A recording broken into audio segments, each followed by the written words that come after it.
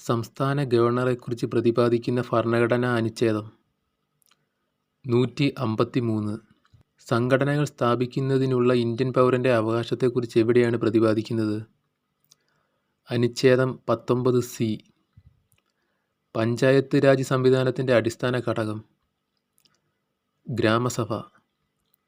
കേന്ദ്രഭരണ പ്രദേശങ്ങളിൽ ലഫ്റ്റനൻ്റ് ഗവർണറെ നിയമിക്കുന്നതാര്? പ്രസിഡന്റ്. ഭരണഘടനയുടെ 44-ാം ഭേദഗതി മുഖേന ഇൻറ്റേർണൽ ഡിസ്റ്റർബൻസ് എന്ന വാക്കിന് പകരമായി ചേർത്ത പദം ആംഡ് റെബേലിയൻ. ആദ്യത്തെ അടിയന്തരാവസ്ഥ പിൻവലിച്ച രാഷ്ട്രപതി സക്കീർ ഹുസൈൻ. സാമ്പത്തിക അടിയന്തരാവസ്ഥ പ്രഖ്യാപിച്ചാൽ എത്ര സമയത്തിനുള്ളിൽ പാർലമെൻറ്റ് അംഗീകരിക്കണം? 2 മാസം. NOTA none of the above നടപ്പിലാക്കിയ എത്രാമത്തെ രാജ്യമാണ് India?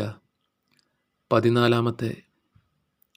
National commission for scheduled caste, national commission for scheduled tribes എന്നിങ്ങനെ വിഭജിച്ച ഭരണഘടനാ ഭേദഗതി 89.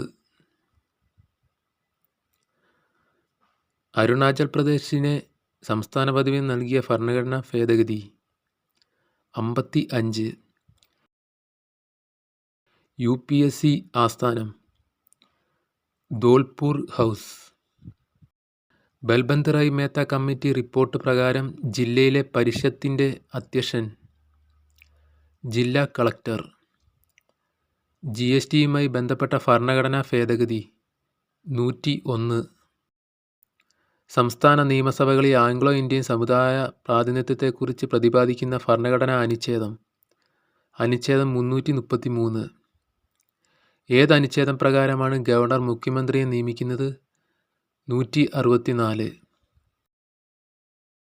ഛത്തീസ്ഗഡ്, ഉത്തരാഖണ്ഡ്, ജാർഖണ്ഡ് എന്നിവയ്ക്ക് സംസ്ഥാന പദവി നൽകിയ ഭരണഘടനാ ഭേദഗതി 84-ാം ഭേദഗതി.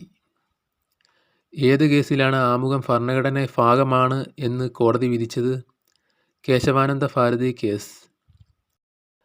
പട്ടികജാതി പട്ടികവർഗക്കാർക്ക് ലോക്സഭയിൽ സംവരണത്തെക്കുറിച്ച് പ്രതിപാദിക്കുന്ന ഭരണഘടനാ അനുച്ഛേദം 330.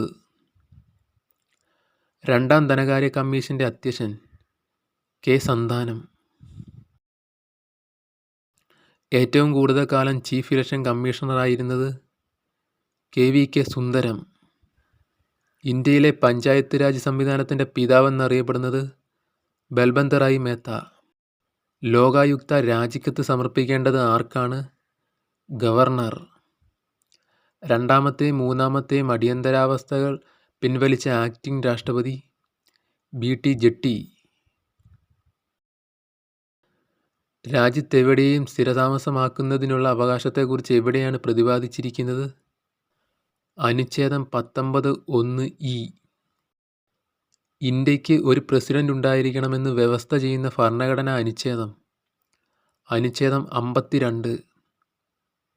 നാഷണൽ ഗ്രീൻ ട്രിബ്യൂണൽ സ്ഥാപിതമായ വർഷം 2010.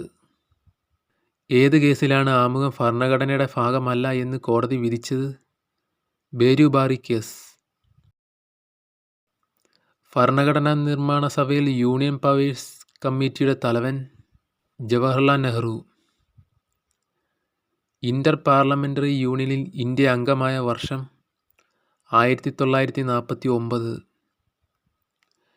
ഇന്ത്യൻ ഓഡിറ്റ് ആൻഡ് അക്കൗണ്ട്സ് വകുപ്പിൻ്റെ തലവൻ കംട്രോളർ ആൻഡ് ഓഡിറ്റർ ജനറൽ.